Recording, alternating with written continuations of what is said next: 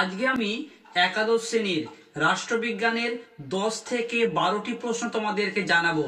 তোমরা আমাকে কমেন্ট করে জানাবে তোমরা এই প্রশ্নগুলি কতগুলো তৈরি করেছো, আর যারা এখনো তৈরি করোনি তোমাদের বলবো এই কয়েকটি প্রশ্ন এই কয়েকদিনের মধ্যে তোমরা খুব ভালো করে তৈরি করে নাও। এখান থেকেই তোমার সমস্ত প্রশ্ন কমন পেয়ে যাবে। আলোচনায় যাওয়ার আগে তোমাদের জানিয়ে দিই, তোমাদের জন্য আমি অলরেডি বিভিন্ন সাবজেক্টে সাজেশন ভিডিও পোস্ট করে দিয়েছি। ডেসক্রিপশন বক্সে লিংক আছে, অবশ্যই দেখতে অনুরোধ করব। তোমাদের প্রথম অধ্যায় থেকে আমি দুটো প্রশ্ন জানাবো, যার মধ্যে প্রথম প্রশ্নটা ভীষণ গুরুত্বপূর্ণ।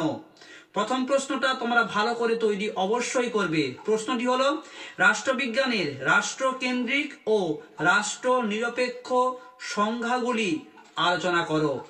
এই প্রশ্নটা ভীষণ ভীষণ গুরুত্বপূর্ণ। এর পাশাপাশি তোমাদেরকে একটা অতিরিক্ত বা কম গুরুত্বপূর্ণ প্রশ্ন তোমাদেরকে জানাবো, সেটি হলো রাষ্ট্রবিজ্ঞান পাঠের প্রয়োজনীয়তা আলোচনা করো। এরপরে আসবো দ্বিতীয় অধ্যায়। তোমরা এখান থেকে প্রশ্ন করবে রাষ্ট্রের সংজ্ঞা ও রাষ্ট্রের বৈশিষ্ট্য আলোচনা করো। ভীষণ গুরুত্বপূর্ণ প্রশ্ন। তোমাদের জানিয়ে দিচ্ছি এই দ্বিতীয় অধ্যায় থেকে কিন্তু একটা প্রশ্ন থাকবেই থাকবে। নেক্সট প্রশ্ন তোমরা করবে রাষ্ট্রের উৎপত্তি সম্পর্কে বল প্রয়োগ মতবাদ বা বিবর্তনমূলক মতবাদ লেখো। এই দুটোর মধ্যে তোমাদেরকে আমি আরো স্পেসিফিক জানিয়ে দিচ্ছি, বিবর্তনমূলক মতবাদটা মোস্ট ইম্পর্টেন্ট 2024 সালের জন্য। যেহেতু তোমরা জানো যে এই বছর থেকে তোমাদের স্কুলে স্যারেরা প্রশ্ন করবেন, সেই জন্য তোমাদেরকে আমি বল প্রয়োগ মতবাদটাও একটু দেখতে বলবো, ঠিক আছে? তবে প্রশ্নের নিরিখে বিবর্তনমূলক মতবাদটা ভীষণ ভীষণ গুরুত্বপূর্ণ। নেক্সট প্রশ্ন তোমরা করবে রাষ্ট্র ও সরকারের মধ্যে পার্থক্য লেখো। তাই দেখে তোমাদের আমি 3টে প্রশ্ন বললাম, তার মধ্যে প্রথমের 2টো প্রশ্ন খুব গুরুত্বপূর্ণ। তৃতীয় অধ্যায় থেকে আমি তোমাদের কোনো প্রশ্ন দিচ্ছি না, তবে চতুর্থ অধ্যায় থেকে তোমাদের আমি প্রশ্ন দেবো এবং এখান থেকে তোমাদের প্রশ্ন পরীক্ষায় থাকবেই। তোমরা প্রশ্ন করবে গণতন্ত্র ও একনায়কতন্ত্রের মধ্যে বৈশিষ্ট্য সহ পার্থক্য লেখো। তোমাদের জানিয়ে দিই, এই প্রশ্ন তোমাদের হয়তো এই রকম ভাবে আসতে পারে যে একনায়কতন্ত্রের বৈশিষ্ট্য লেখো, কিংবা একসঙ্গে বলতে পারে গণতন্ত্র ও একনায়কতন্ত্রের মধ্যে পার্থক্য লেখো, ঠিক আছে? নেক্সট প্রশ্ন তোমরা করবে গণতন্ত্র কাকে বলে, এর সুবিধা অসুবিধাগুলি আলোচনা করো। নেক্সট প্রশ্ন তোমরা করবে আইনের সংজ্ঞা সহ উৎস ও বৈশিষ্ট্য আলোচনা করো। এই অধ্যায় থেকে তোমাদের আমি এই 3টে প্রশ্ন বলবো, খুব ভালো করে তৈরি করো। এর পাশাপাশি তোমাদেরকে আরো একটা আমি প্রশ্ন দেবো এক্সট্রা রূপে।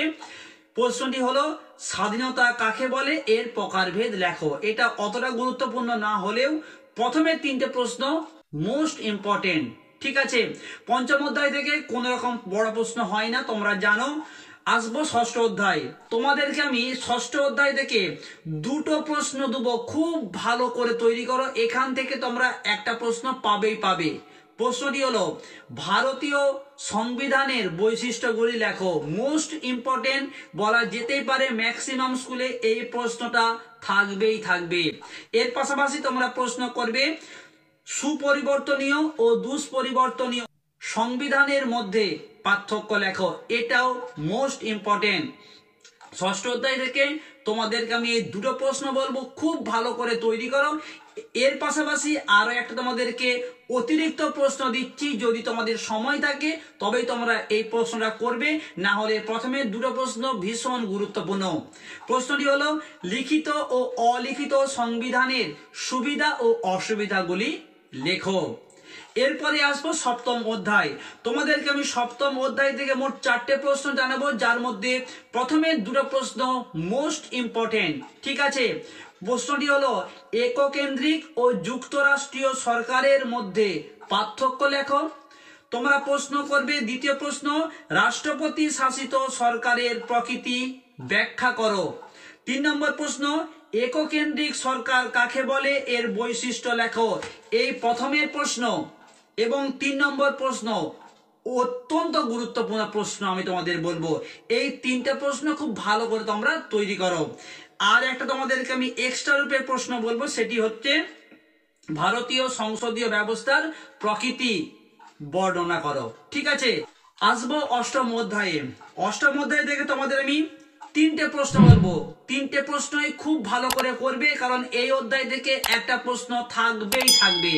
তোমরা প্রশ্ন করবে মৌলিক অধিকারের সঙ্গে নির্দেশমূলক নীতির পার্থক্য লেখো। ভীষণ ভীষণ গুরুত্বপূর্ণ প্রশ্ন। দ্বিতীয় প্রশ্ন, রাষ্ট্র পরিচালনার নির্দেশমূলক নীতির গুরুত্ব লেখো।